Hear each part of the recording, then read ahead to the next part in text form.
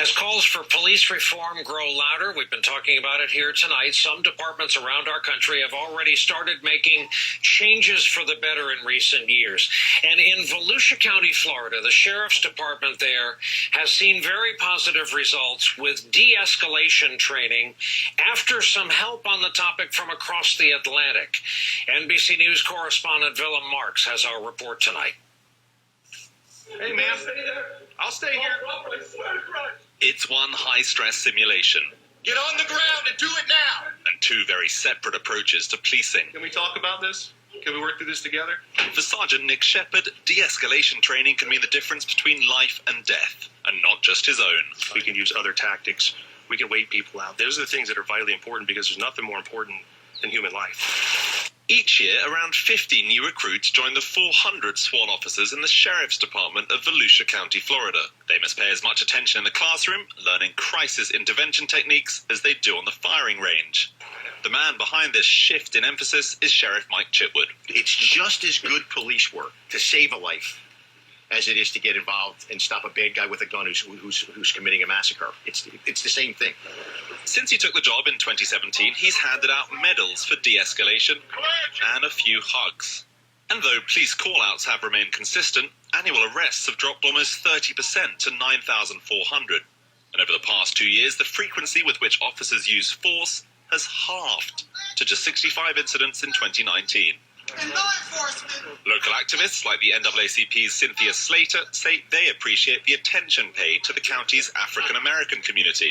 We've created a really good partnership, although there's lots to work on. But anytime there is something going on within the community, we get together. In late 2015, while still police chief of Daytona Beach, Chitwood joined a group of American law enforcement officers on a fact-finding trip to Scotland, captured in a Sky News documentary. There, they watched how unarmed officers calmed suspects and avoided the use of force at almost any cost. The exercises astonished many of the Americans, including Chitwood, who wanted to adapt this Scottish training to the gun-rich streets of Volusia County. So what we have to take away from this as police leaders, when we go home, in my opinion, we have to instill in our troops that I'm going to put policies in place. We're going to train to de-escalate.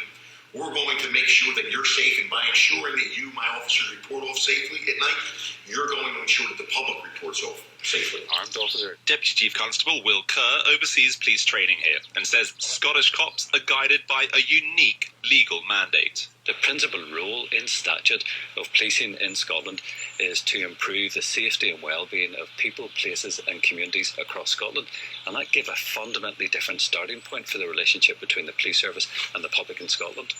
Here at Tulliallan Castle, Police Scotland teach around 800 cadets every single year, but it's the techniques they teach here they say could translate all over the world. It was an epiphany to sit there and watch. They arrest people, they have bad people, they just don't have as many guns as we have. But to see their approach and to see how they recruited and to see how they trained with these incidents, they have to use their wits, they have to use their problem-solving abilities. They have to call in the right group of people to diffuse that situation. Black Lives Matter! A new approach can no doubt make a difference on America's streets. At a time when some seek to defund the police, one department's learned to defuse their encounters with the public, and it seems to be working. Willem Marks, NBC News, Tulliallan, Scotland.